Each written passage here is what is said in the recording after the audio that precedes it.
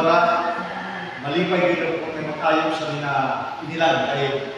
Makita natin, sugat na ganyan sa niya, nakalaba ang atong binadalan. Ganito na pala kahaba.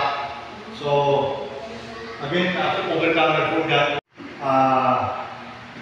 Ito na po yung session 13 natin. So, next week, tatapusin natin yung last na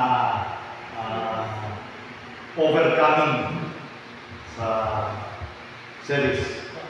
But for now, review lang muna tayo. Inaral natin yung 1 Samuel 17, 1 to 51. About, kanino?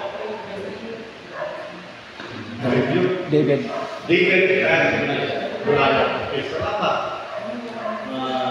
So dito, diniscuss natin sa part 1, the overcomers challenge.